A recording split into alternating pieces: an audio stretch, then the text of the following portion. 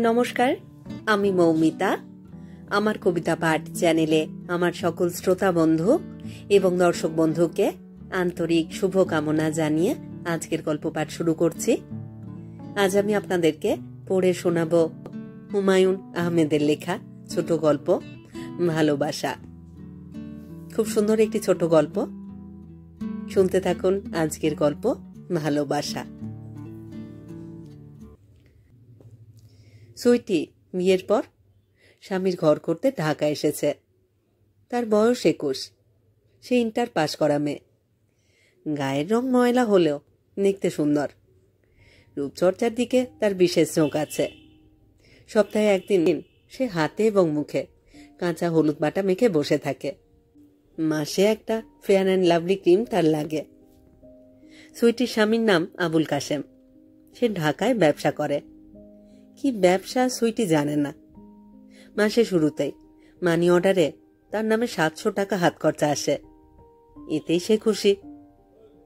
স্বামী সংসার করতে আসবার সময় সে কিছু উদ্বেগের মধ্যেই ছিল, হাত খরচের টাকাটা বন্ধ হয়ে যায় কিনা। আবুল কাশের কাওরান বাজারে 2 কামরার ঘর ভাড়া নিয়ে থাকে। সুইটি স্বামীর সংসার দেখে নাকার মতো খেল। ঘরে কোনো আসবাব নেই, 2টি তোশকের উপর শোবার ব্যবস্থা। কাপড় রাখার আলনা নেই, দড়িতে কাপড় ঝুলিয়ে রাখবার ব্যবস্থা। ড্রেসিং টেবিল নেই, বড় আয়নাও নেই। ক্ষণে ক্ষণে আয়নায় মুখ দেখা সুইটির ছোটবেলার অভ্যাস। আবুল কাশেম বলল, সংসার শুরু করেছি, আস্তে আস্তে হবে, মুখ ভোতা করে থাকবা না। সুইটি বলল, আয়না ছাড়া মুখ দেখব কিভাবে? আবুল কাশেম বলল, বাথরুমে আয়না আছে, মুখ দেখতে চাইলে বাথরুমে চলে যাবে। সুইটি বলল, বাথরুমের আয়নায় তো কিছুই দেখা যায় না। কিছুই না দেখা গেলে আমি রোজ শেভ করি কিভাবে? এইটা লাগবে সেইটা লাগবে বলে আমাকে অস্থির করবে না। এমনিতেই ব্যবসা বাণিজ্য নিয়ে বিরাট টেনশনে আছি। সুইটি বলল, রান্নাঘরে কোনো হাঁড়ি পাতিলও তো নাই। আবুল কাশেম বলল, রান্না নিয়ে চিন্তা করতে হবে না, হোটেলের সঙ্গে ব্যবস্থা করা আছে, 3 বেলা খানা চলে আসবে। আমি কিছু রাঁধবো না। রান্নার কিছু জানো? খামোখা পেঁচাল। একটা জিনিস রান্না মুখে দিতে পারবো না, হবে ঝগড়া। আমি ঝগড়ার পাবলিক না, বিরাট চিন্তায় থাকি। আমার দরকার শান্তি, বুঝেছ? আবুল কাশেম বিরাট চিন্তায় থাকে, এটা কিন্তু সুইটির মনে হলো না। যে মানুষ এত চিন্তায় থাকে সে সারাদিন ঘুমোতে পারে না। সকালে নাস্তা খেয়ে খবরের কাগজ পড়তে পড়তে সে ঘুমিয়ে পড়ে। দুপুরের আগে তার ঘুম ভাঙে না। ব্যবসার কাজে সে সপ্তাহে 1-2 দিনের বেশি বের হয় না। কিরকম ব্যবসা কে জানে। একদিন সুইটি জিজ্ঞেস করেছিল। আবুল কাশেম খবরের কাগজ পড়তে পড়তে বিরক্ত মুখে বলেছে, কিসের ব্যবসা জেনে কি করবা? ব্যবসার পার্টনার হবা? তুমি তোমার কাজ করবা, আমি করব আমার কাজ। সুইটি মিনমিন করে বলল, আমার আবার কি কাজ? আবুল কাশেম বলল, কাজের কি অভাব আছে? মুখে ক্রিম ঘষবা, চুলে তেল দিবা, চুল আঁচড়াইবা, আর আমি যখন ঘুমায় থাকবো তখন মাথা টিপ্পা দিবা, স্বামীর সেবা করবা। স্ত্রীর এইটাই সবচেয়ে বড় কাজ, স্বামীর সেবা। আবুল কাশেমের ব্যবসার পার্টনার হারুন নামের একজন একদিন বাসায় এলো। ধূর্ত চেহারা, বেটেখাটো মানুষ, নীল রঙের পাঞ্জাবি পরে এসেছে। ক্ষণে ক্ষণে কারণ ছাড়াই পাঞ্জাবি দিয়ে নাক ঘষে। নাকের দুপাশ এই কারণেই হয়তো লাল হয়ে আছে। লোকটির চোখের দৃষ্টিও ভালো না। সুইটি লক্ষ্য করল, লোকটা কথা বলছে তার সঙ্গে, কিন্তু তাকিয়ে আছে তার বুকের দিকে, একবারও চোখ নামাচ্ছে না, এবং তার জন্য কোনো অস্বস্তিও বোধ করছে না। আবুল কাশেম তার পার্টনারকে খুবই যত্ন করল। মোবাইলে টেলিফোন করে রেস্টুরেন্ট থেকে পরোটা কাবাব বানালো, মুরগি রোস্ট আনালো। আবুল কাশেমের মুখে সারাক্ষণই ওস্তাদ ওস্তাদ। সুইটি ভেবেই পেল না একজন পার্টনার অন্যজনকে ওস্তাদ কেন ডাকবে? হারুন চলে যাবার পর সুইটি বলল, লোকটা কিন্তু ভালো না। কাশেম বলল, ভালো না বুঝলে কিভাবে? সুইটি গলা নিচু করে বলল, মারে সারাক্ষণ আমার বুকের দিকে তাকিয়েছিল। আবুল কাশেম বলল, কদুর মতো বুক বানায়েছ, বুকের দিকেই তো তাকাবে, ঢেকে ঢুকে বসবে না? উনারে আমার পছন্দ হয় নাই। পছন্দ হওয়ার দরকার কি? তুমি তো তার সঙ্গে হাঙ্গা বসবা না। সুইটি কাঁদো কাঁদো গলায় বলল, এইসব কি কথা বলেন? আবুল কাশেম মুখের উপর পত্রিকা ধরতে ধরতে বলল, কান্দনের চেষ্টা করবা না। আমার কাছে চোখের পানির ভাত নাই। তারপরেও যদি কাঁদতে মন চায়, বাথরুমে দরজা বন্ধ কইরা কান্দ। আমার কানে শব্দ না আসলেই আমার দিল খোশ। বাথরুমে ঢুকে অনেকক্ষণ চেষ্টা করেও সুইটি কাঁদতে পারল না। তবে এই ঘটনার দিন দশেক পরই সুইটি খুবই কাঁদল। পত্রিকায় আবুল কাশেমের ওস্তাদ হারুনের ছবি দেখে কাঁদল। হারুনকে পাবলিক পিটিয়ে মেরে ফেলেছে, সেই ছবি ছাপা হয়েছে।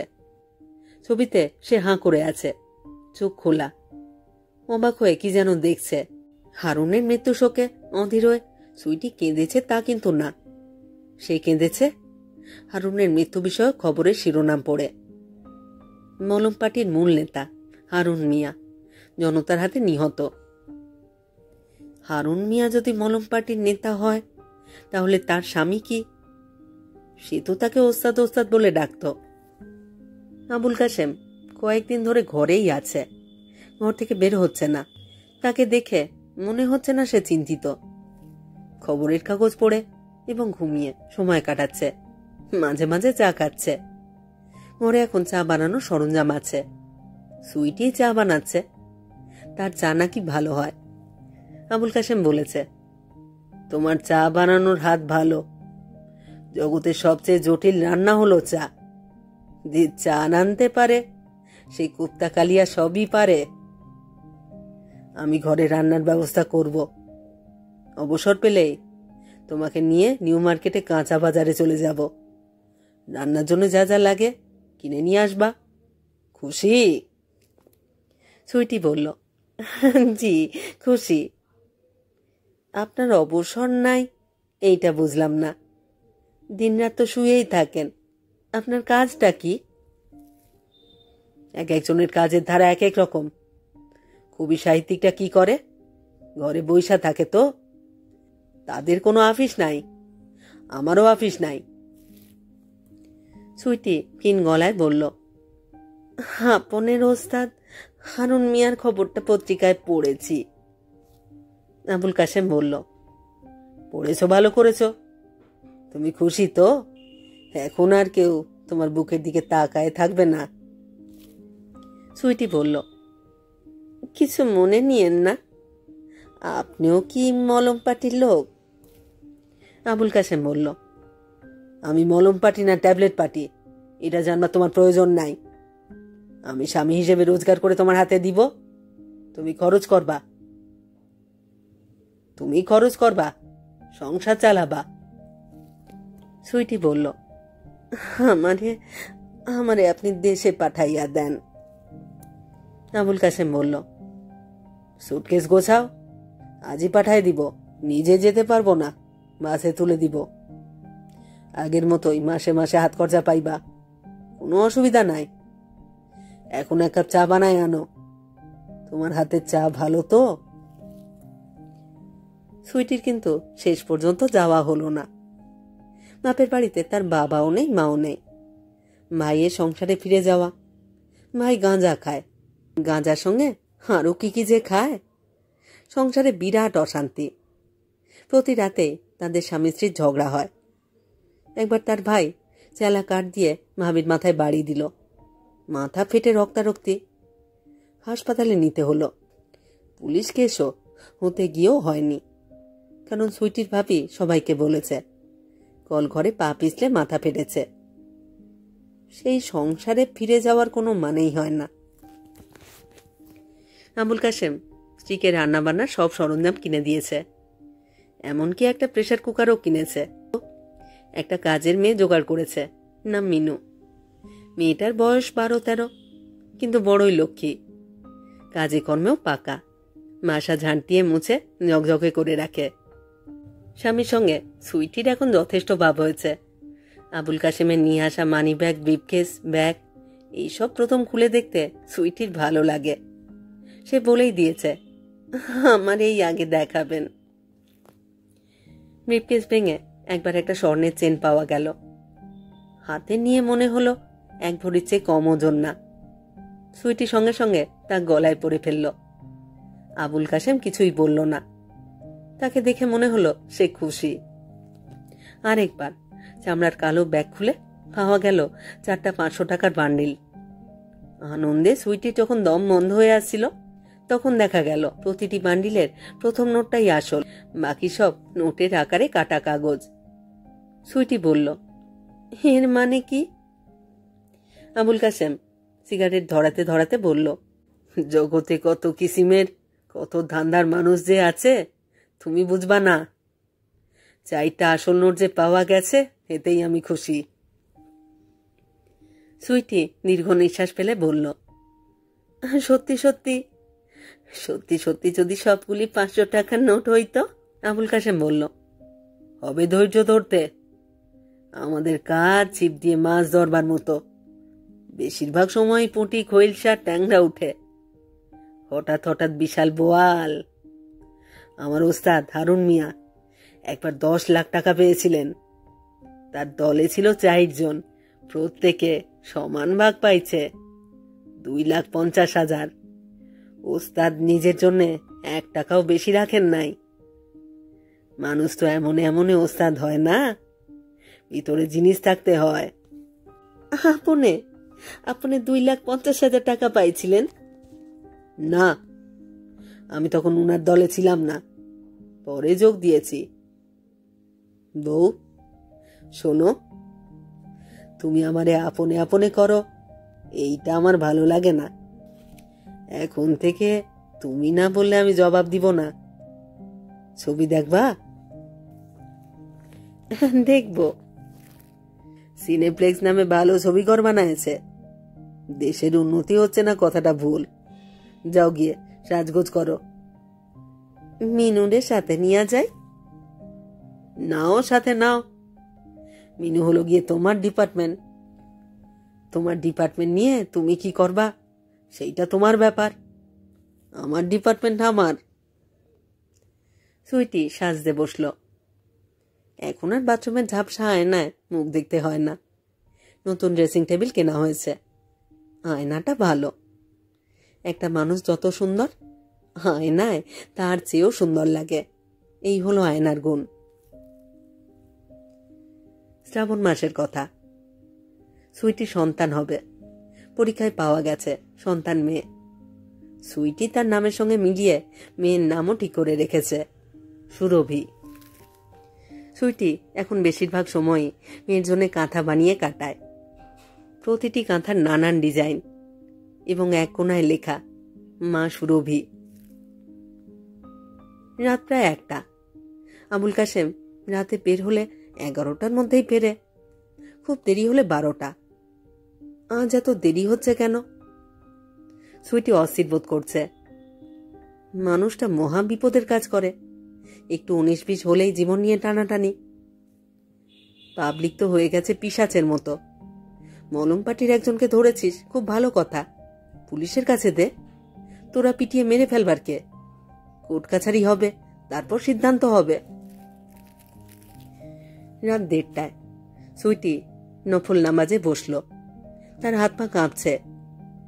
একটু আগে একটা ছোট্ট দুর্ঘটনা ঘটেছে।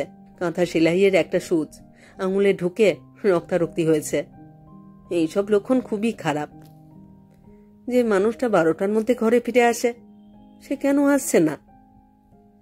সুইটির কাছে একটা মোবাইল টেলিফোন আছে। অনেকবার সে টেলিফোনে যোগাযোগ করবার চেষ্টা করেছে। যতবারই সে টেলিফোন করে, উপাস থেকে একটি মেয়ে মিষ্টি গলায় বলে, সংযোগ দেওয়া সম্ভব হচ্ছে না, পরে আবার চেষ্টা করুন। সুইটির ইচ্ছা করছে মেয়েটাকে থাপড়াতে। আবুল কাশেম তাকে SMS করাও শিখিয়েছে। সুইটি 2টা SMS করেছে। একটাতে লিখেছে, তুমি আসছো না কেন? আরেকটাতে লিখেছে, ভয় লাগছে, টেলিফোন করো। SMS-এর কোনো জবাব আসেনি।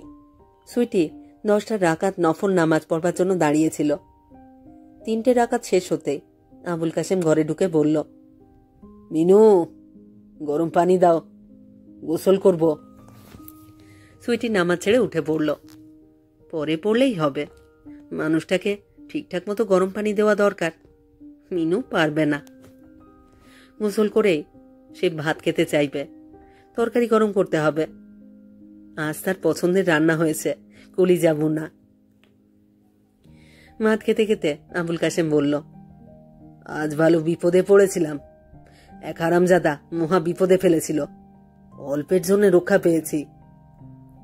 সুইটি অত্যন্ত আতঙ্কিত গলায় বলল, ঘটনা কি?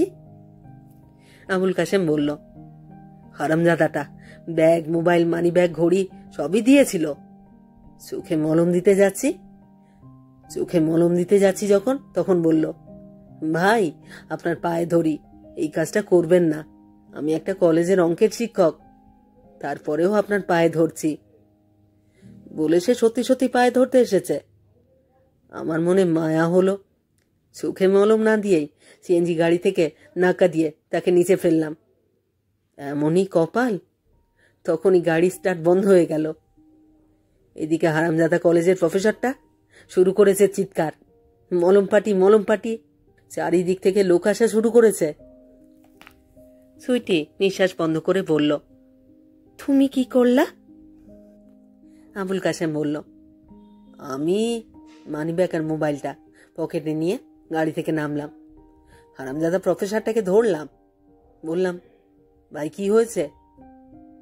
জায়গাটা অন্ধকার, সে আমি কে বুঝতে পারলো না, শুধু বলল, ওই গাড়িতে মলম পাটি। এর মধ্যেই লোক জমা হয়ে গেছে। আমার 2 অ্যাসিস্ট্যান্ট আর CNG ড্রাইভার গাড়ি ফেলে দিয়েছে দৌড়। তাদের পিছনে পাবলিক। ধরা পড়েছে? জানি না, আমি বেশিক্ষণ থাকি নাই। সুইটি বলল, বিরাট ভুল করেছ, চোখে মলম দেওয়া উচিত ছিল। আবুল কাশেম বলল, অবশ্যই উচিত ছিল। সুইটি বলল, এরকম ভুল আর করবার না। আবুল কাশেম বলল, না, এই ভুল আর হবে না। বউ, কলিজা ভুনা কিন্তু আজ অসাধারণ হয়েছে। সুইটি স্বামীর পিঠে হাত রাখল। ভালোবাসায় তার চোখ ভিজে উঠতে শুরু করেছে।